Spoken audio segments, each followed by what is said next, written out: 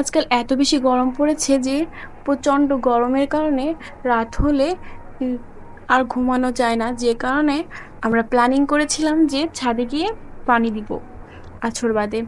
আমরা আসর নামাজ পড়ে যখন জানলার কাছে বসছিলাম তখন দেখি পাশের বাসা টিন শেডের একটি ঘরের একটা মহিলা বালতি করে মগ দিয়ে উপর থেকে পানি তার টিনের চালের উপর দেওয়ার চেষ্টা করছে।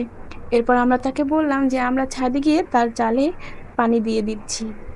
এরপর আমরা এসে আমাদের ছাদেও, বাসার ছাদেও পানি ছেড়ে দিলাম। একটু স্বস্তি পাই কিনা পানি ছাড়লে, ছাদে একটু পানি পানি দিয়ে ভরবো তাই। আসলে এটাতে তো গরম কমে না, তবুও এটা আমাদের মনের সান্ত্বনা। এত বেশি গরম পড়েছে যে কোনোভাবেই টেকা যাচ্ছে না। ওই যে দেখতে পাচ্ছেন সামনে একটা মাদ্রাসা, ওটা কিন্তু খুলনার বিখ্যাত একটা মাদ্রাসা, দারুল উলুম মাদ্রাসা। মাদ্রাসাটা সামনাসামনি দেখতে খুবই সুন্দর।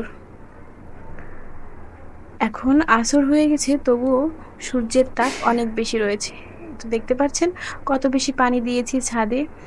আর এই যে এই ছেলেটা ওই মাদ্রাসায় পড়ে, ও হাফিজিতে পড়ছে। আপনারা সবাই ওর জন্য দোয়া করেন, ও যেন তাড়াতাড়ি হাফিজ হয়ে উঠতে পারে।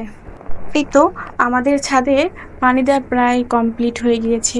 আমরা আজকে খুব বেশি পানি দিইনি, কারণ আজকে অত বেশি গরম নেই।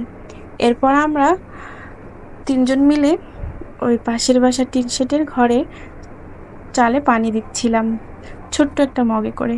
ওই যে দেখা যাচ্ছে একটা সবুজ জামা পরা একটা মহিলা, উনি আসলে বালতিতে করে ওনার চালের উপর পানি দিচ্ছিল। এরপর আমরা পালাক্রমে তিনজন মিলে তার চালে পানি দেওয়ার চেষ্টা করেছি।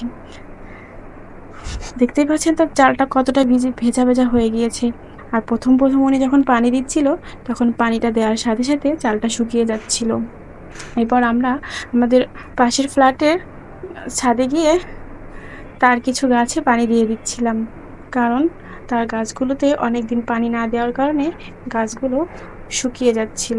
ধন্যবাদ।